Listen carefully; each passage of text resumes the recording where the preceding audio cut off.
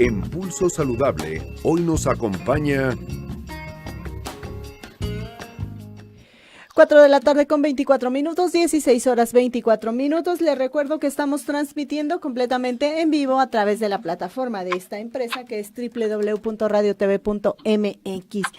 Ya se encuentra en la línea telefónica y me da mucho gusto la doctora Yetsamín Gutiérrez. Le cuento que ella es pediatra y pediatra infectóloga, egresada de la Universidad Nacional Autónoma de México y del Centro Médico Nacional 20 de noviembre. Además me cuenta que entre su trayectoria profesional también tiene una maestría por el Instituto Politécnico Nacional. Doctora Yetsamín, gracias por tomar la llamada de Pulso Saludable. Muy buenas tardes. Qué gusto de saludarlos y a tu auditorio. Buenas tardes. Gracias, doctora. Oiga, doctora, pues el motivo de esta entrevista es que pareciera que las enfermedades de las vías aéreas de pronto se ven complicadas o se congestiona la vía aérea, pero también se ve comprometido el estómago, y uno de los actores principales, no sé si sea la época de invierno, suelen ser los parásitos y las llamadas amibas o amebas. Exactamente, las amibas, la amibiasis está causada por un parásito que se llama entamoeba histolítica. Esta tiene una prevalencia mundial de alrededor de 10% de la población mundial llega a tener estas amibiasis. Alrededor de 100,000 muertes se cobran por año por este tipo de parásito.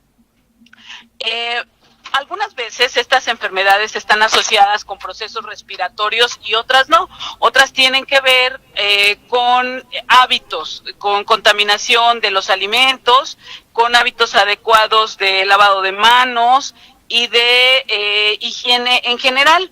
Esta amiba es una amiba que, pues ingerimos por alguna contaminación de agua o de algunos alimentos que no están bien lavados o que están mal cocidos, cosas así, y entonces desencadena un cuadro infeccioso que llega a confundirse, pero que tiene características específicas como dolor abdominal, como pocas veces fiebre, pero sí evacuaciones con moco, algunas veces con sangre, y que genera algunos cuadros de deshidratación en pequeños. Claro. También llega a ocasionar diversos cuadros de amibiasis que pueden ser invasivas, como por ejemplo un absceso hepático amibiano o amibas en el sistema nervioso central. Entonces, esto es una parasitosis que debe ser diagnosticada y tratada de forma adecuada para que los pacientes pues puedan, todos estamos susceptibles a contraer alguno de estos microorganismos, pero en la medida en que lo diagnostiquemos a tiempo y lo tratemos de manera apropiada, vamos a evitar este tipo de complicaciones de esta enfermedad. Desde luego, las medidas preventivas son muy importantes, como el adecuado lavado de las manos, como el adecuado lavado de los alimentos que consumimos sin procesar, sin cocer, o sea, de las verduras y las frutas, así como el adecuado procesamiento de los alimentos que vamos a cocinar.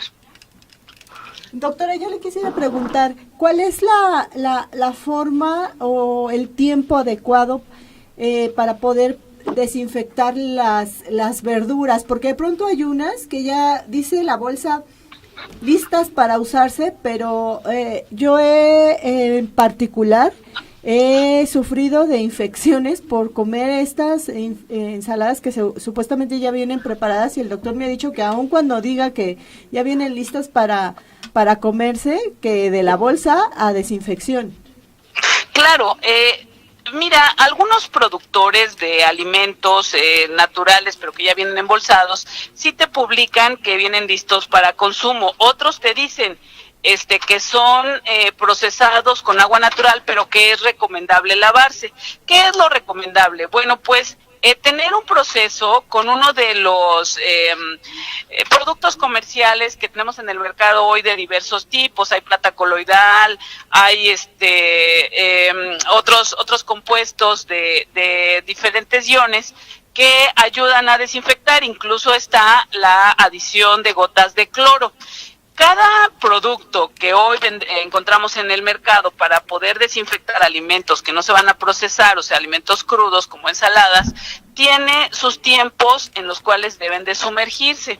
Hay una costumbre que de pronto es importante mencionarla, que cada producto se debe de leer las instrucciones y adecuarlo a los litros. Hay productos que te dicen 2 gotas por litro, 5 gotas por litro o 10 gotas por litro. Claro. Y ha sucedido que las personas le ponen 2 gotitas y es un montón de litros de agua, 3, 5 litros, claro. Y entonces ahí no vamos a tener adecuadamente la desinfección de estos alimentos. También es importante el agua con la que estamos dándole el último enjuague a estos alimentos. Claro. Entonces, desde luego que cada producto trae sus especificaciones, pero el tema de 2 gotitas pues no es un tema apropiado para los diferentes tipos de desinfectantes. Hay otro mito que tiene que ver con gotitas de limón. Entonces hay quien dice, yo ya le puse las gotitas de limón. Bueno, el limón tiene diversas propiedades y fortalece las defensas, vitamina C, muchísimas características, pero no es un producto que en este momento esté completamente probado. Digo, es una fruta para poder desinfectar de manera apropiada las ensaladas. Entonces, esto es algo que se le puede adicionar a una ensalada, pero el proceso de desinfección de los alimentos es un proceso que tiene que llevar un método adecuado y con manos adecuadas, y las personas tienen que estar cuando estén preparando alimentos solamente tocando eso. No se vale que los preparadores de alimentos estén preparando los alimentos y también limpiando la cocina y también trapeando el piso y también agarrando una jerga, y también la preparación de los alimentos es una de las actividades más importantes, porque pues todos comemos y varias veces al día, y que nos asegura que nuestra salud sea buena o que nos puede representar un riesgo si la preparación de alimentos no es de forma apropiada.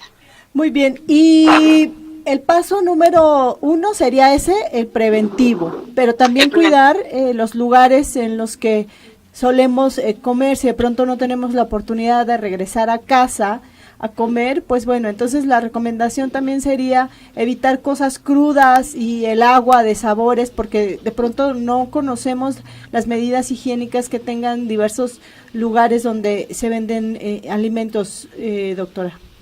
Bien, en esta situación haríamos una recomendación para nuestros amigos de los restaurantes o preparadores de alimentos, y la recomendación sería que si estamos confiándoles ir a comer a un lugar, es como que fuera nuestra casa. Entonces que tuvieran las medidas preventivas y las medidas apropiadas para el procesamiento de los alimentos. También podemos preguntarle a los propios meseros, a los propios dueños de los restaurantes, lugares pequeños donde comamos y todo, que nos digan cómo, en dónde está el círculo rojo, que nos digan cómo preparan estos alimentos, y ellos tendrán la responsabilidad, desde luego, de decirnos, porque también recordemos que los establecimientos están regulados por cuestiones de Secretaría de Salud, y que tienen supervisiones. Entonces no siempre vamos a tener esta situación de que nos enfermemos, pero sí tenemos la obligación de preguntar, y si acaso tenemos la posibilidad de que no tengamos la certeza de cómo se prepararon, pues entonces ahí sí tenemos un problema y tendremos que cambiar de lugar o llevar nuestros alimentos preparados de casa con una adecuada técnica. Muy bien, doctora. Ahora regresando al origen del parásito, ¿las amebas se pueden transmitir de persona a persona? Mira, en los hábitos fecal-oral, si nosotros en nuestros hábitos de limpieza no tenemos un buen lavado de manos, esto pues es poco frecuente, pero puede suceder. Claro. Pero pueden transmitirse otras enfermedades parasitarias, no necesariamente la amiba, sino algunas otras que también son complicadas, como otros ectoparásitos, que bueno, no es el objetivo de esta conferencia, pero lo más frecuente es la contaminación de alimentos y de agua. Y de agua. Ahora bien, doctora, ¿qué es lo que ocurre en el organismo? ¿Por qué se produce? Usted decía que hay síntomas variados, distensión abdominal, dolor en el estómago, evacuaciones constantes, incluso hasta moco o sangre. ¿Por qué se produce este moco? Mira, el parásito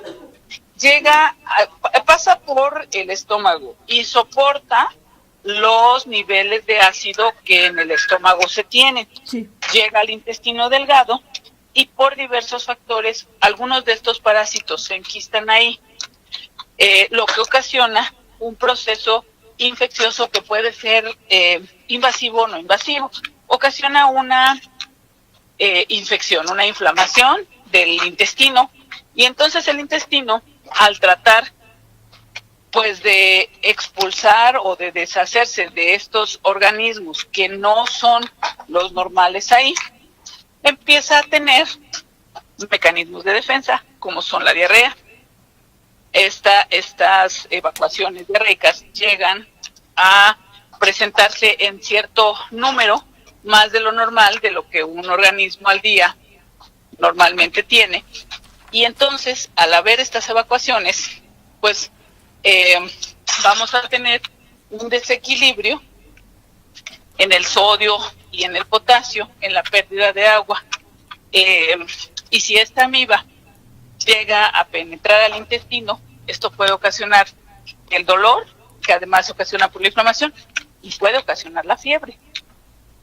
Muy bien. Ahora, doctora, ¿cuál es el tratamiento? ¿Hay manera de tratar esta infección por amibiasis? Claro que sí. Tenemos antiparasitarios muy eficientes en la actualidad, que son la piedra angular del tratamiento. Por ejemplo, tenemos el metronidazol, tenemos la nitosuxanida, tenemos algunos otros compuestos que actúan en las amibas, que actúan de manera celular para erradicar de manera completa a este tipo de parásitos. ¿Existen pacientes que sean más susceptibles que otros? Es decir, a lo mejor usted y yo vamos juntas a los tacos que más nos gustan y resulta que usted, doctora, no se enferma, pero yo sí, y resulta que yo tengo amibas. Ahí ¿hay cierta predisposición o susceptibilidad de un organismo a otro, o todos somos eventualmente susceptibles o vulnerables? Todos somos vulnerables, pero tenemos factores de riesgo que nos hacen ser un poco más frágiles a unos que otros. Por ejemplo, alguien puede tener diabetes, alguien puede tener un tratamiento con esteroides, o alguien puede tener artritis reumatoide y estar con algún biológico, con algún medicamento biológico, sí. Y esto de alguna manera disminuye las defensas normales del organismo. Bien. Entonces, mientras a una persona le puede dar solo un pequeño dolorcito, o bien el parásito se puede enquistar y no hacer ningún síntoma y quedarse como una enfermedad sintomática, claro. Otra persona puede tener grandes problemas, dolor, evacuaciones. ¿Quiénes son más susceptibles? Los niños menores de 5 años, adultos mayores de 65, y lo que hoy llamamos pacientes o huéspedes inmunocomprometidos, es decir, que por estas causas que te comentaba yo, como diabetes, hipertensión, síndrome metabólico, enfermedades autoinmunes de la colágena, cáncer, VIH, tienen sus defensas con alguna alteración de diversos tipos, porque hay diversos tipos de alteraciones en las defensas, y entonces estos son huéspedes más susceptibles para esta y para otras enfermedades infecciosas y parasitarias. ¿Cuál es el riesgo de no tratar a tiempo una infección por este tipo de parásitos, doctora? Mira, un porcentaje pequeño de la población llega a desarrollar absceso hepático amibiano. Esta es una condición clínica que arriesga seriamente la vida.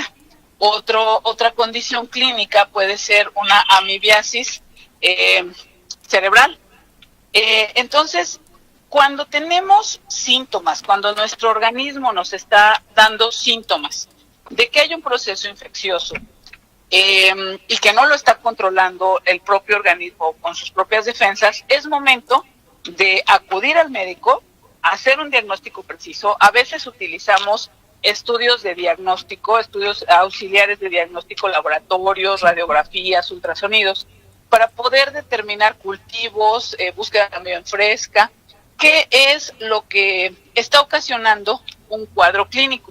Y entonces en ese momento poder tomar las decisiones correctas en cuanto al tratamiento de estas enfermedades. Claro. Finalmente, doctora, este tipo de parásitos, ¿podemos recibir algún tipo de vacuna, no sé, o algún otro tipo de medicamento de forma profiláctica para evitar? No hay vacuna para la amibiasis. Hay vacunas para... la cartilla de vacunación en México, la de los niños, es de las más amplias del mundo. Sí. Pero desafortunadamente todavía no tenemos una vacuna competitiva para amibiasis, aunque se han hecho diversos tipos de esfuerzos. Tampoco hay un medicamento que pueda prevenir el que mañana nos vayamos a infectar. Claro. Pero lo que sí podemos tener son las medidas preventivas generales, las medidas estandarizadas generales del consumo adecuado de los alimentos, del lavado de manos, de la limpieza de los alimentos que se comen no cocidos, es decir, todo lo que hemos ido hablando en estos minutos que hemos estado charlando. Doctora, ¿existe alguna relación de las infecciones virales de las vías aéreas y el estómago? ¿Por qué de pronto se complican, y más en esta época? Bueno, las infecciones respiratorias tienen varios orígenes.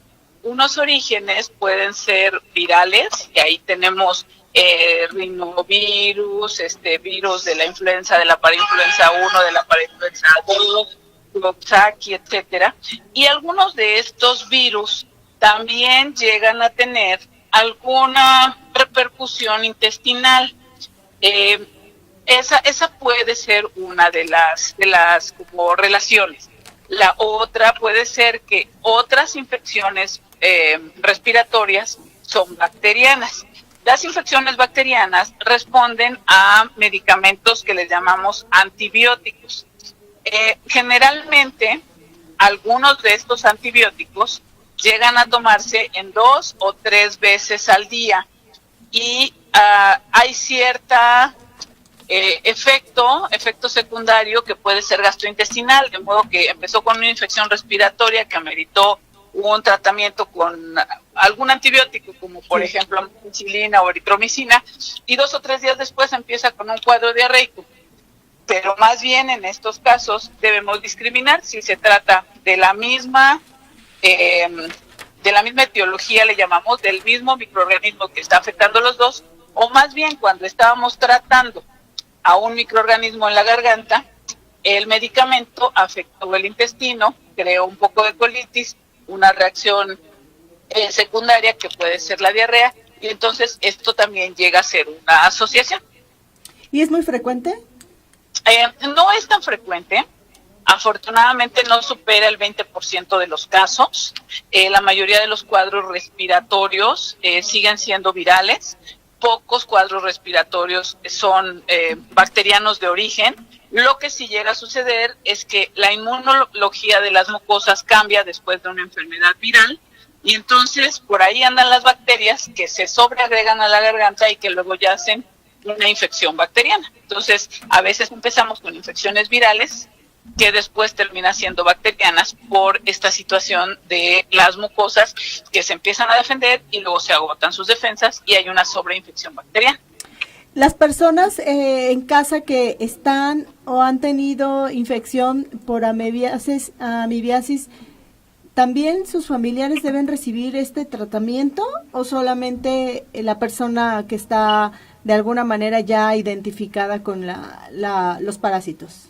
Bueno, lo que se debe hacer cuando hay un cuadro de amibiasis en la familia, en un pequeño o en un grande, es determinar si hay otros miembros de la familia que puedan estar infectados.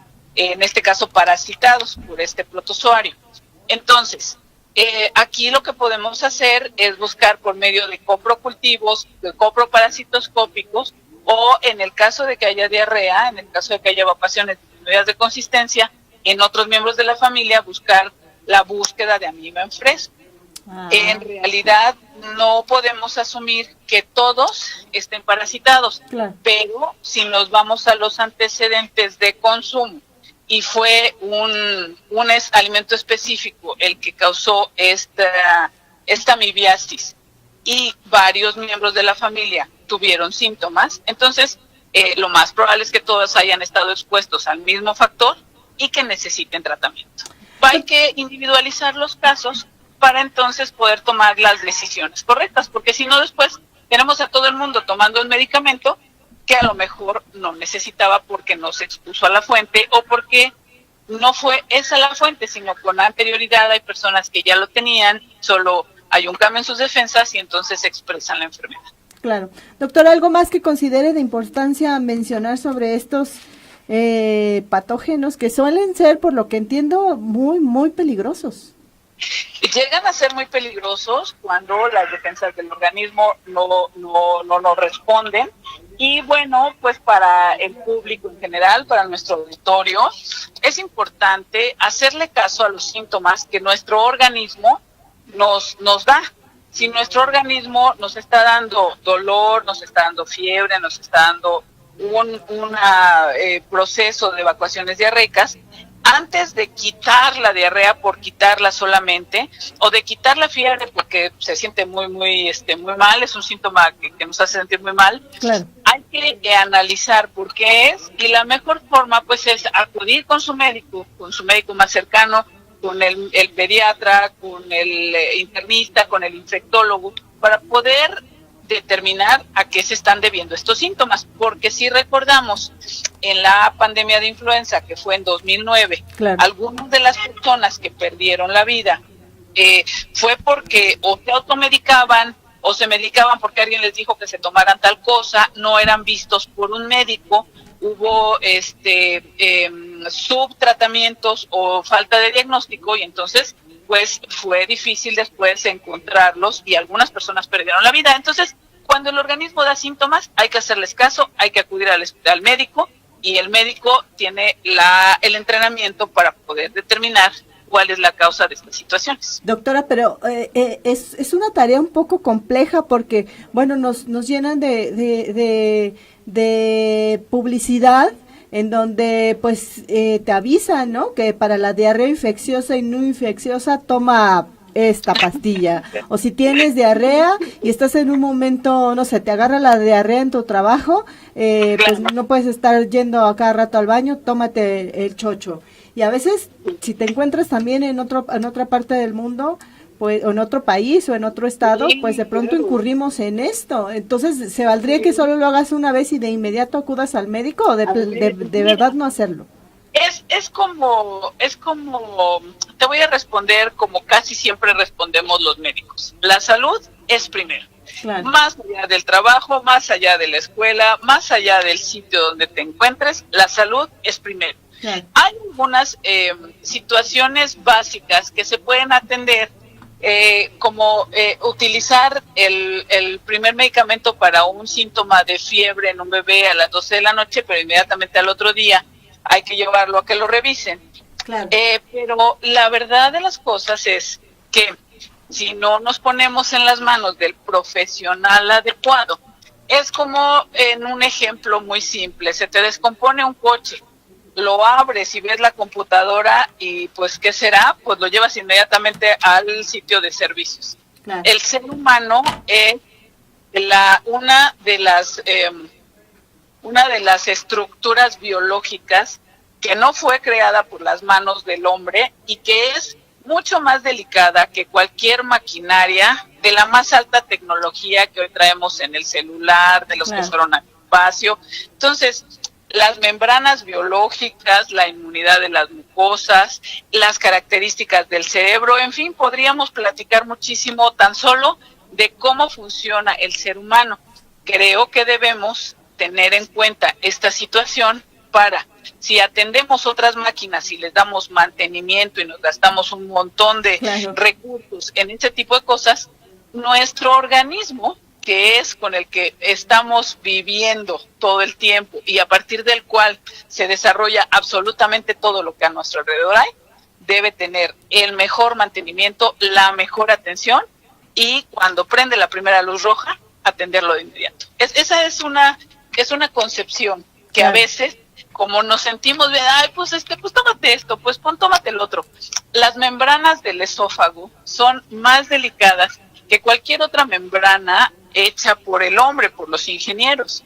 Entonces tenemos que tener la conciencia de cómo debemos cuidar a nuestro organismo y de ahí partimos para todo lo que sigue. Muy bien.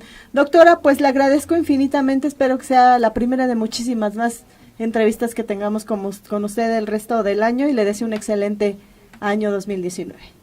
Muchas gracias, igualmente para ti, para todo el auditorio y encantada de colaborar con ustedes en el programa. Gracias, Saludos. doctora. Muy buenas tardes. Buenas tardes. Ahí la voz de la doctora, le decía yo, Yetsamín Gutiérrez. Ella es pediatra e infectóloga, egresada de la Universidad Nacional Autónoma de México. Vamos a pausa, ya la recta final del Impulso Saludable. Tengo más para usted.